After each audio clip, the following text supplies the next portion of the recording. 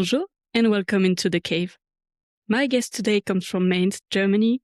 Their music moves between heavy, catchy and sometimes almost ambient moments, and they describe themselves as polygenre, which I think fits perfectly. They also reference movies here and there, and I really like those little details that tell you what a band is into beyond music.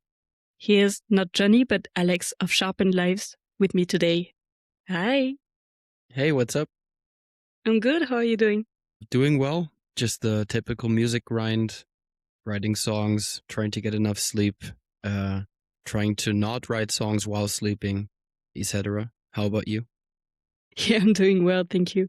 So do you mean when you're sleeping, you're also thinking about music and cannot get enough rest? Yeah, it's actually a pretty funny subject that I talk about with my partner as well, that I don't really dream a lot. But what I do think about are song ideas. So I wake up with a new melody, but I can't remember any of my dreams most of the time except for nightmares. Pretty unfortunate if you ask me. Yeah. And then does it keep you up at night? Because you're like, I must not forget about what I'm thinking No, about. No? No, like I'm without using the term being stoned, but I feel like I'm a stone when I sleep. Like I don't wake up. People have problems waking me up if I pass out during a movie. Just moving me back to bed is pretty difficult because I will just be asleep all the time. I also mastered the art of sleeping while standing up or sleeping during house parties when there's people dancing around me. I can sleep anywhere. Like it's a challenge. Is it like small naps or fully falling asleep? Yeah, it depends. So let's say you have a house party, I fall asleep, and then I will just be asleep for a couple hours, wake up sober, everyone else is messed up, and I'm just like, why is the party not continuing? And the other people are telling me it's AM, you were asleep, and now everybody left. No. It's okay. But can be convenient if you're like in a train or whatever, at least. Yeah, definitely. I don't even need noise canceling headphones. I can just fall asleep with whatever noise. I used to fall asleep to Slipknot when I was like 12 or 13. Mm-hmm. Just put on the debut record and yeah, hear the first notes of Sick and think, oh, this is pretty nice. I can pass out now. That's great. This is your type of white noise. Yeah, pretty much. The first song you wanted to talk about is the song Trenches. And especially with the sign, emboldened by the sting, your silhouette still searches for me.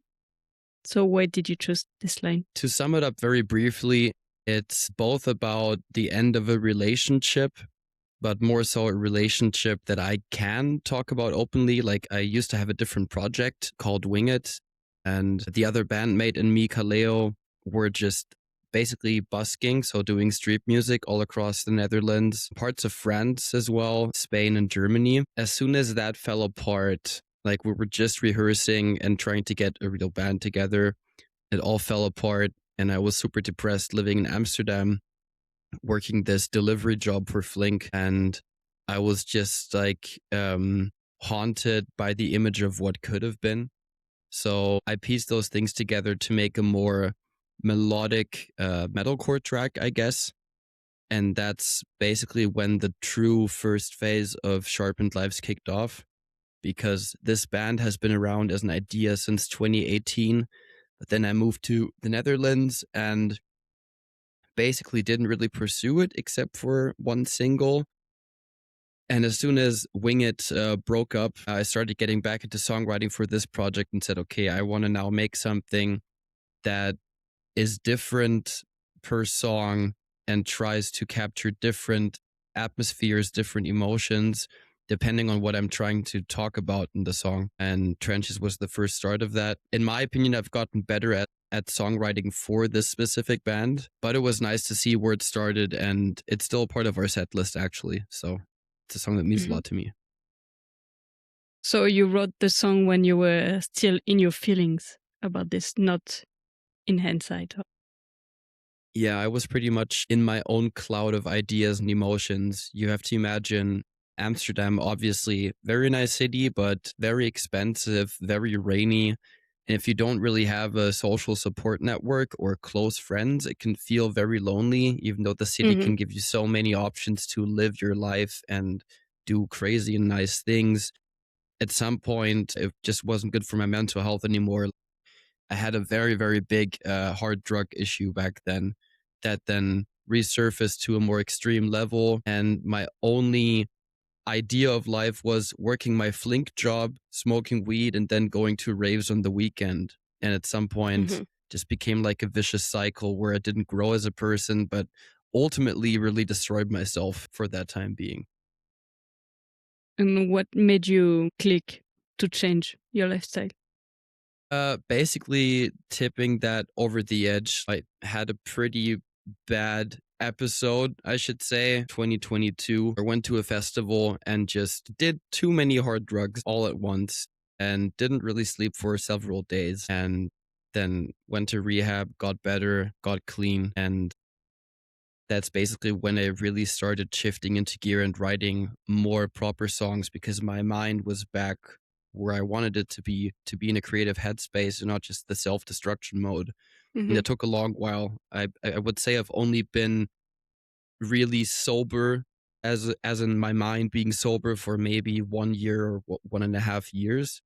Before that was just still a recovery process and coming to terms with what I'm doing with life. Like, I've had a couple jobs. I've had a job where I suffered a burnout in journalism and then had to retrack, okay, what am I going to do now? And now I'm finally at a point where I see that there's like a light at the end of the tunnel and that I can actually make music and find other avenues of making an income to make all this possible.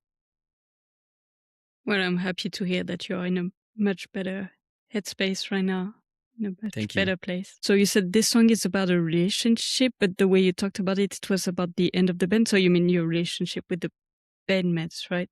Yeah, but we were also in a relationship. So it was both the band relationship as well as the relationship with the other person. And then at the same time, there were other things going on with other people that kept haunting me and coming back to me. And that's what the emboldened by the sting refers to, as in, okay, you're reminded by that memory and what could have been.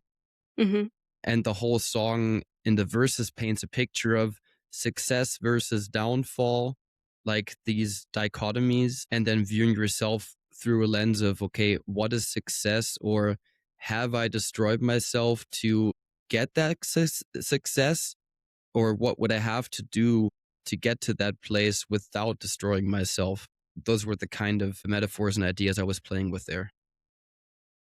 Okay, I understand better. And so when that ended, you had to do two kind of grieves, one for the end of the band, which I guess was a project that was close to your heart, and of that relationship with that person. Yeah.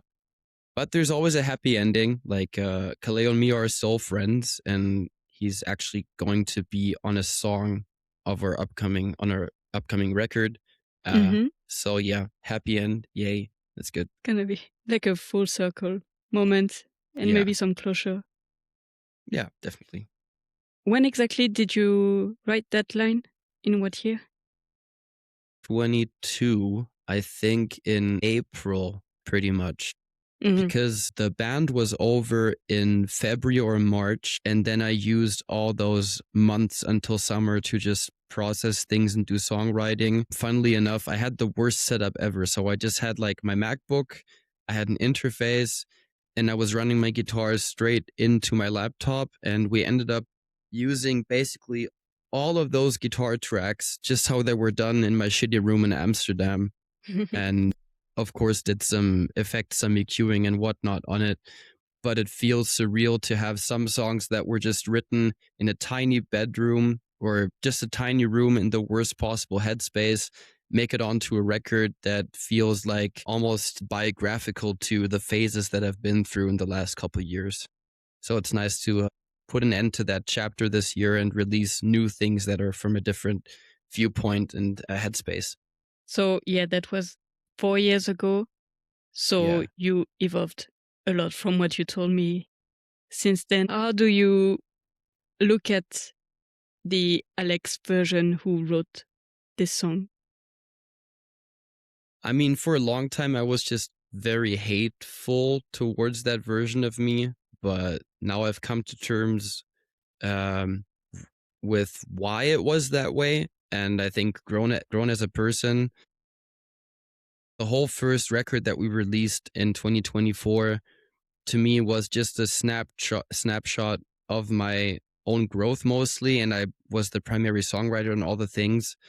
And for the new stuff that we're doing, it's moving away from that. It's more about basically going from the self to the world and the way that we live our lives, how things impact us, whether that's social media or generally politics, how we perceive the world, all the gripes that we have in society. Try to do something about it, become active, and stop being in your own head all the time, and do something that speaks towards others and not just your own perception of the world. Your last record was more about yourself and, as you said, like a biography, and the next one is more about you, but you in this world and how the world is around Yeah, us. pretty much. I would say the first record was split between how I perceived the world and things I was interested in that were sometimes political, but the new record is mostly themed around real life experiences that we all share nowadays. For example, not just the rise of fascism, but the overtaking of fascist ideology in society. We can look at many places now. We can generally look at, for example, Ukraine, Russia, so like Putin. We can look at Trump. We can look at Netanyahu, for example. And then, as of recently, of course, the Epstein files and how all of these fuckers are connected. It's an incredibly frustrating moment to be alive and think about these things as an artist. But I'm also certain that better tomorrow is possible and that many artists are using their platform to speak up. I think one good example that maybe not everyone expected to say as much was Billie Eilish, because as a young star that came into the music business, it was easy for people to say, oh, look, it's an industry plant. She's not going to do or say anything, and rise to the top and still use your platform in such a way, I think is very commendable. And those are the artists that inspire me the most, that don't just look to the side or just write every song about their past partner and how sad they are about that. Because retrospectively, I was like that with Trenches, for example. And I love seeing artists showing an open view of the world and putting it into their music. And I think we're also seeing a renaissance of more aggressive tones overall, also in mainstream music. It's going away from the, oh, everything is so jolly and happy thing. And there's more people, even in mainstream commercial music, using a bit of angrier tones, a bit more distortion, some screams every now and then. And I think that's very nice to see for the rock and metal community. Yeah, definitely. And anyway, we come from metal punk roots that are deeply political and very outspoken about those topics. Yeah. I think it's good to see like there is some anger coming up, but I think it's good. People should be angry right now. Yeah. And I mean, another subject connected to that I find interesting is that, of course, all of us artists are also moving on social media platforms that are owned by these people that we're trying to fight against. But there are different tools or different types of, let's say, mutual aid or networks that can be formed through that to form an alternative, so people can, group together, form their own spaces and try to do stuff that is even better than just online discourse. One platform that I've been really surprised by since 2024 is Threads, actually, because it does belong to Instagram, but it feels like a bit more progressive version of Twitter, or X, sorry. Made a lot of connections with bands, solo artists from all across the globe. People push each other's art. Of course, there's every now and then some pretty funny and annoying discourse on there as well, but overall it feels like a bit more wholesome and less fake than, for example, Instagram or Facebook can feel like these days.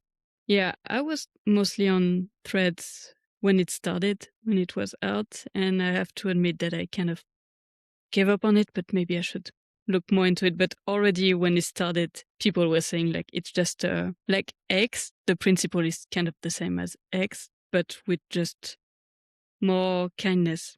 in it. And we will talk about it more in the second line that you decided to talk about, but just as a transition, how is everything happening in this world also affecting yourself personally and your mental health? Because this is not always easy. I would say generally I'm very preoccupied with things happening in the world to an extent that many people would refer to as chronically online, and it's not healthy. You shouldn't start your day and think about what the news could be that you might read about. Just disclaimer for other people watching or hearing this. And I'm very aware of that, but it's hard to schedule in time away from your phone or away from these thoughts when it just feels like everything is on fire, everything is burning. So I would say it has a big impact on me. And I'm trying to find ways to bundle up that energy into creativity and songwriting and a more positive outcome for myself. Because it's easy to just bury your head in the sand or get like this overload and stress from social media consumption. Generally, I feel like the best thing people can do is maybe just, or that I can do also, is just leave your phone at home and go for a walk.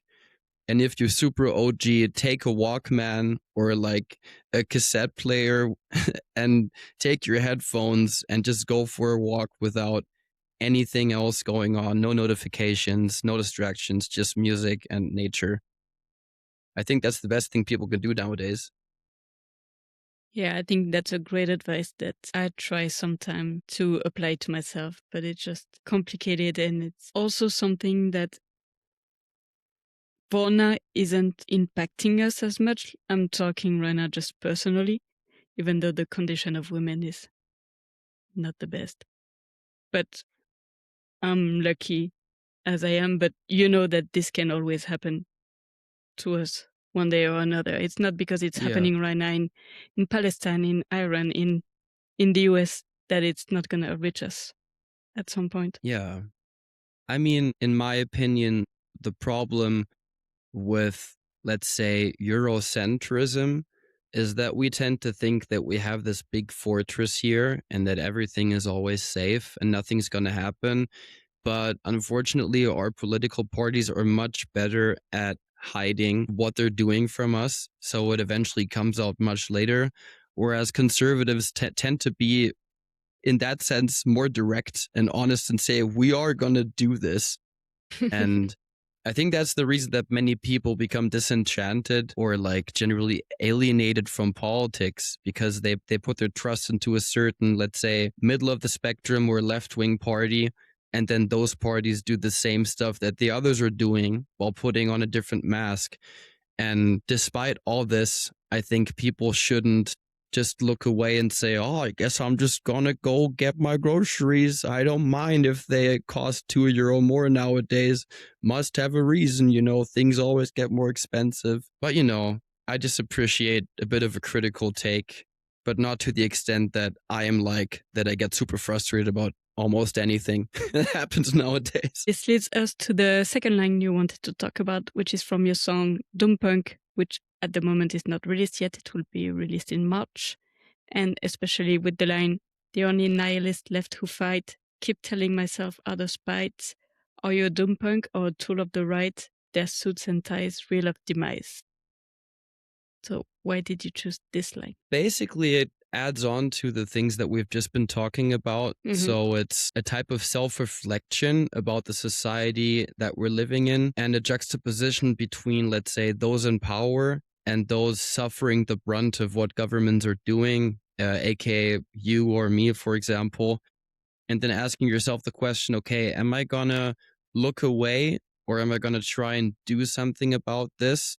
As in, are you a part of the problem, or are you part of the people who are trying to resist and maybe use their platform for something good? The term Doompunk, I tried to capture the sense of nihilism, as in seeing that stuff is happening, that it's pretty bad, but you are still part of a resistance group, aka punk, that is trying to stand against what's happening. It was actually a term when I was writing those lyrics that I just came up with because I thought it was a nice compound word. to summarize how I at least feel in society and how many of my friends and acquaintances are acting right now. Just to go into the second line, when I say their suits and ties reek of demise, that's part of a bit of storytelling on the next record that I don't want to give too much away of. But the basic thought is you have the Blue Hearts, aka the fascists, or in the German sense, AfD. Mm-hmm. And opposed to that, you have the Doompunks, and it's about rebellion against those in power. That's the basic thought. So, are you a tool of the right? So, are you just serving their purpose and not trying to do anything to better society? Or are you a Doompunk? Mm-hmm. And now, before anyone tells me, okay, that's a rather populist way of saying it, the idea is going into a more, okay, the main part of society, most people working, if you use classist terms, let's say middle class, lower class, or upper middle class, whatever, all those people are technically fighting the same fight. It might look different for different demographics or backgrounds, depending on where you come from. But I don't think there's many people on Earth that just want 10 to 13 billionaires on Earth saying how the world works. Just in my opinion, I don't understand how anyone would agree with that and say, no, I actually like that some people just have power because they've worked their way to the top through dividends or donations. Case of politicians like super PAC money or whatever. I just personally don't think that we should accept living in a society where some people at the top call the shots about everything. And we're just trying to get by thinking, okay, how am I going to afford my groceries? Or what are my taxes used for? Why are those taxes used for military machinery or different things while other people can't even buy bread? There's just Mm-hmm. this huge difference between what we think we are making money for or paying taxes for and doing things for, as opposed to what that money is spent on. And I think more and more people are getting pretty aggressive and angry about that. Rightfully Yeah, so. and yeah, but it's funny you say that because so you are talking about some people defending those billionaires. Those billionaires, they don't care about those people. And we saw that example in France. I don't know if you've heard of it. There is an economist who suggested that there is a tax. Basically, it would be on billionaires. I think it would be only for 100 or 1,000 people in France. And then the tax would be on all of their assets, not just their money, because that's how they get richer and richer and don't pay taxes because they have it in other assets that are not taxable. And some people who are not impacted at all because they don't have all of this money, all of those assets, are defending those billionaires. I don't even understand why you would defend those people. It would bring so much more money in the French taxes that would go to hospital, to the school, and we know we need it. But no, they are defending those people, saying they work their way to the top. Most of them have all of this money because it's just from their family. They didn't work their way to the top. They were just born in the right family. That's one of the huge differences that I was talking about, where some people just become a tool of the right, even though they don't have the money or the means themselves. They have this grand idea of, I'm going to chase the capitalist dream, and one day I might have to like employ some people and pay them poor wages so I can be rich. So most of the systems that encourage this type of wealth are just built on oppression and exploitation. And I feel kind of basic just saying this, but I still feel like some people don't understand that this is the case. And it's very, very frustrating. If you step outside of your social circles and you meet people who just say like, well, if you don't have money, just work more. Like, but I'm already working this much and it's not enough to just sustain a basic lifestyle. And as soon as that tipping point occurs, I think more progressive people in society start to want to see change. Then it's not just about protesting anymore for the sake of protesting, but seeing the actual change. And that's the moment we're in right now. It's just very, very unexpected to see such things happen within the time span of, let's say, 15 to 20 years when we had the big economic crash.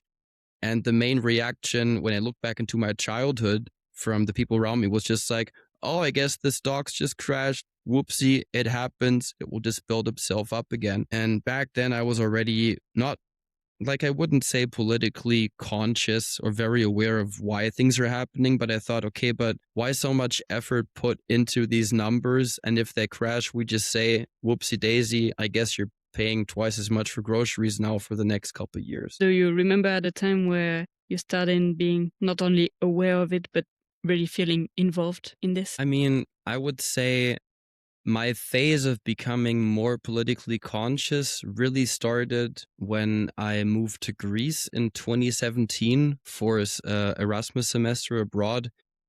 And I just saw this basically strong difference between people who have basically no money but are truly enjoying life and making the most out of whatever they have, and then people coming in from Northwestern Europe saying, oh, the people are super nice, but look at this dirty city. And that's the first time it clicked with me, asking myself, okay, but what are the reasons that the city looks the way it does now? And how has my country, for example, played a part in it?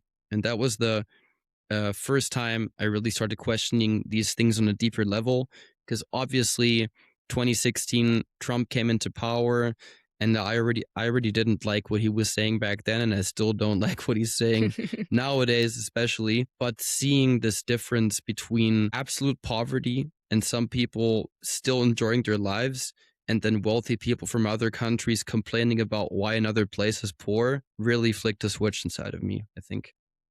Mm-hmm. It also looks like you lived in a lot of different places, so you've seen Yeah, also a lot of different politics and a lot of different people, culture. So yeah. there was Amsterdam too. Were there any other? I lived in the US when I was a kid. I think I was Mm-hmm. 3 or 4 years old.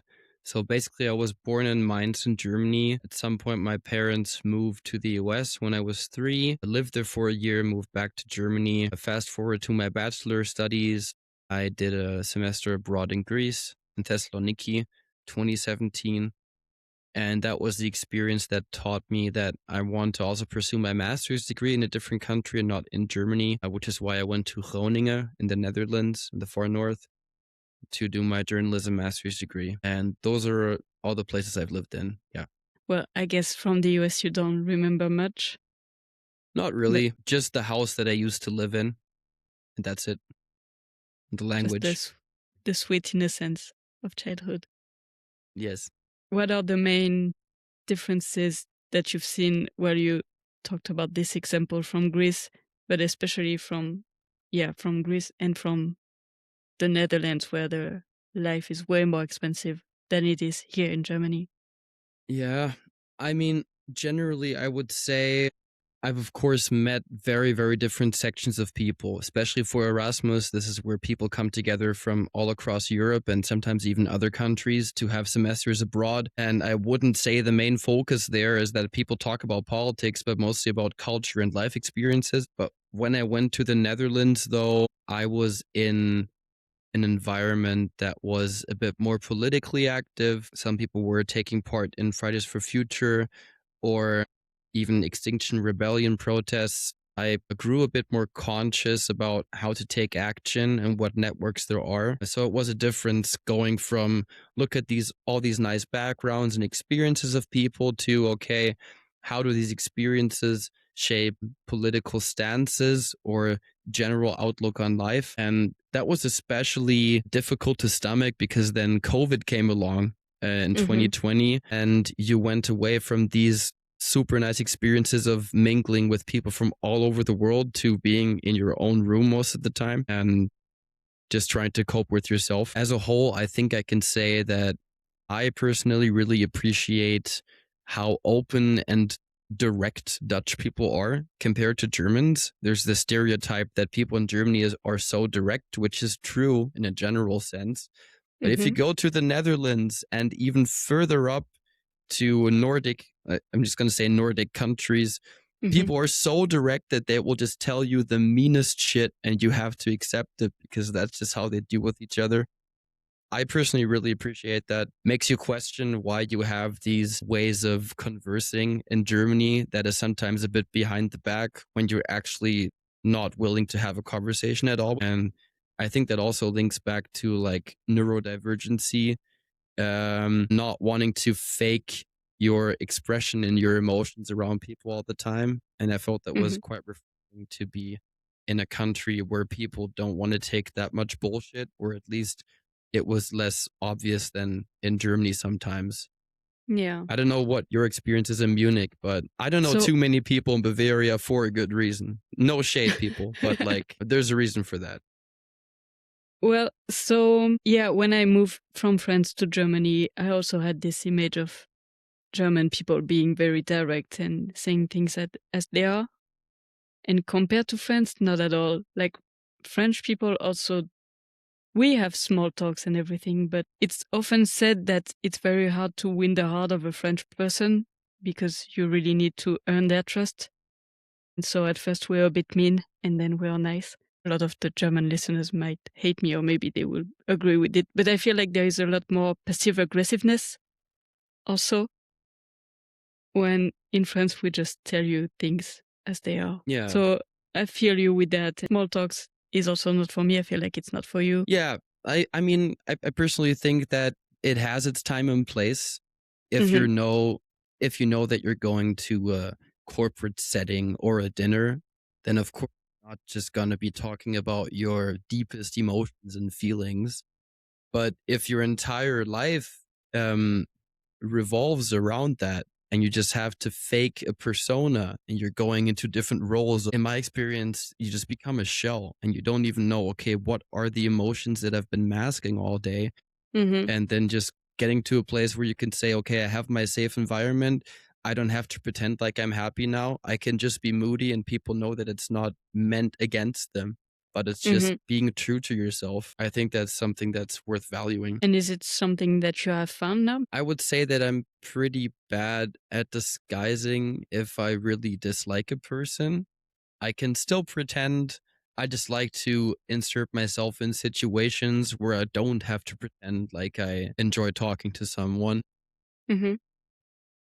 But yeah, this is a very, very socio philosophical topic for me, actually, thinking about it right now. But I think if I have a situation that I don't want to be in, I won't be the rudest person ever, but I'll quietly step away with a reason and then try to deal with it that way. For me, for example, one of the worst things I could picture is having a room of 30 people that you all hate, but you're forced to be there and you can't leave the room. You just have to pretend like, oh, you're like the best of friends and you're having such a great connection when you don't even know anything beyond the job you're working. That's an absolute hellscape for me. Yeah, I can get that. And I also understand you. There's a whole difference between being with people and being forced to talk to them, and you can just be polite without being a hypocrite. Yeah.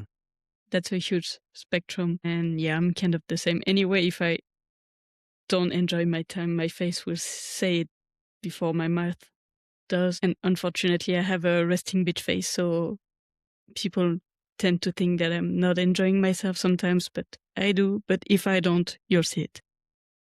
Yeah, but I mean, just to put it into perspective, something that I've been thinking about or processing the last couple of years is this stereotype of cis white men telling women to just smile a bit more and be a bit kinder. Like, why are you so grumpy? Why are you so rude about this? And if you think about the grand scheme of things, well, because we're always forced to put on this mask and act in a certain way to appeal to your sense of what a good woman, for example, has to be. And I completely understand any person, whether they're like non-binary or trans, whatever you name it, that is not like cis male, being sick of it at some point and not wanting to be kind and not wanting to walk everywhere in public and smile because that's what men told them to do. Obviously, it's fucking annoying. I'm pretty lucky in my being a woman experience because I've never really had bad experiences. I'm usually surrounded by very good men who are very good allies. But it's also the fact that, and I think that's great, it's more and more normal to tell people, I just don't want to go out. I don't want to see anyone. And Yeah. I think it's so good when you find friends who understand this and who I can just tell, okay, I'm going to go now because I love you, but I'm tired. Yeah. Just the whole concept of a social battery that opens new doors to, okay, if I want to be active the next day, how much do I have or want to give that day in terms of social obligations to function as a human being the next day? Yeah. And I think that's also very, very important for everyone to figure out for themselves. Yeah. And it took me a while to figure that out. And I just wish sometimes we had. Did you play The Sims? A tiny bit, yeah. So, you know, they have those lines that say they are this hungry, they are this tired. And I wish we had this for the social battery that people would see and, oh, she needs to go home right now because otherwise she's going to go mute for the whole night. I completely understand that. I'm personally a person that's really, I would say, an introverted extrovert. So if I analyze the room and I feel like I'm comfortable, then I can be all over the place, do my vocal stimming, do crazy stuff. But if I don't feel like that, I'm just gonna go quiet into observing mode and just stand there, see how people are behaving and thinking, I don't want to be here. But luckily, if that happens less nowadays. But I remember situations where I just wish I would have told myself and communicated to others that this is just too much and I'm just going to leave now. But it would have saved me some trouble in the past, honestly. It's something that we have first to figure out ourselves because at first you don't really understand where this comes from. Mm. And then to find the right people to surround yourself with that understand it. And just to conclude on Doompunk, where do you still find hope in this environment we live in? Because it's very hard, and on the news, as we said, it's complicated right now.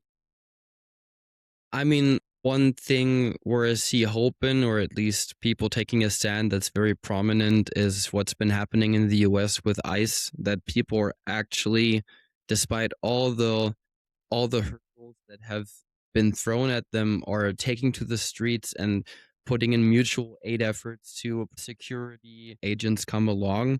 Now, that's a true sense of what, in my opinion, leftism should stand for and how people should act upon it. I see it like as a duty for myself to at least amplify voices that are being suppressed by algorithms on the internet or politicians or other things. But I think that's one nice example of things happening where people are just trying to get active in real time and protect each other from people trying to take away their livelihoods, for example. I totally understand that when we see how many people are still standing up, and it's too bad that they have to, but at least they are doing it and they are not staying in apathy and because it doesn't concern us. In the end, we have this whole anger around the world, but people are what bring us hope. I think even through all of these negative things, we have to value and put more effort into our communities. That might be the friend circles we're in, the social groups that we're forming, and realize how we can rely on each other's trust to benefit us all commonly as society. One other good example is the general recycling for clothing, something my partner really brought me on to. So you have like Kleidertausch, as we say in Germany, where people just get together, they bring old clothing and they don't sell it at all. It's just about, hey, I don't need this. Can you give me something? You pick out stuff that you maybe wouldn't have even ever found in a shop.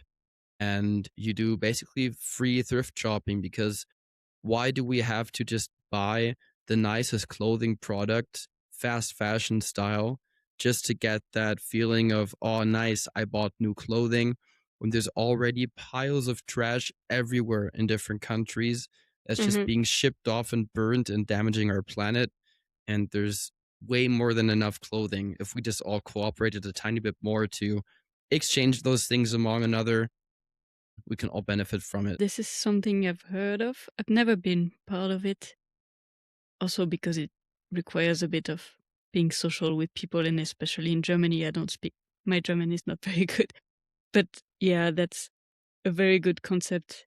And we talked about all of this social aspect, but there is also this environmental aspect that is also in the end a human issue. Yep. Unfortunately, that's the more negative part of it, because we are fighting and we're doing a lot of things, but in the end, even if we put a lot of effort into our individual consumption, if the food industry and people calling the shots about why products are made based on supply and demand don't truly shift the narrative and realize like that global temperatures are rising, or that the general world climate is in a pretty bad state currently and ice caps are melting, then all of our individual efforts still don't weigh up as powerful against those decisions up top, unfortunately.